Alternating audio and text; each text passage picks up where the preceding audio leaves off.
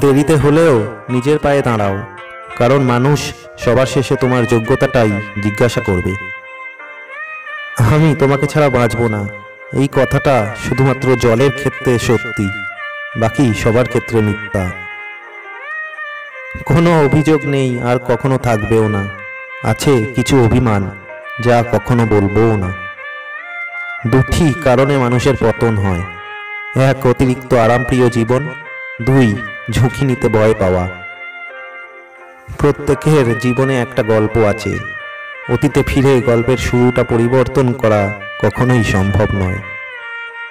কখনো কাউকে কথা বলার জন্য বারবার অনুরোধ করার দরকার নেই, কারণ যার কাছে তোমার সত্যিকারের মূল্য থাকবে সে হাজার ব্যস্ততার মাঝেও তোমাকে সময় দেবে।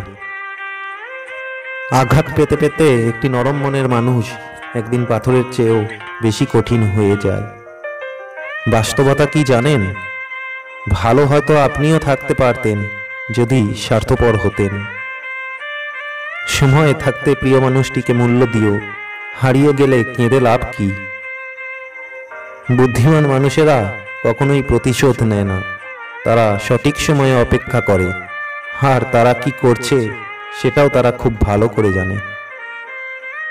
ক্ষুধার্ত মানুষের কাছে নীতির কথা বলে, রাগী মানুষের কাছে অনুচিত কথা বলে। ব্যস্ত মানুষেরা নিজের ইচ্ছা ছাড়া কথা বলবে না, আর অহংকারী মানুষেরা নিজের স্বার্থ ছাড়া পাশে থাকবে না। জীবনে অনেকের সাথেই পরিচয় হয়, কেউ ভালোবেসে থেকে যায় আর কেউ শিক্ষা দিয়ে চলে যায়। সবচেয়ে খারাপ একাকিত্ব হলো নিজেকেও ভালো না লাগা।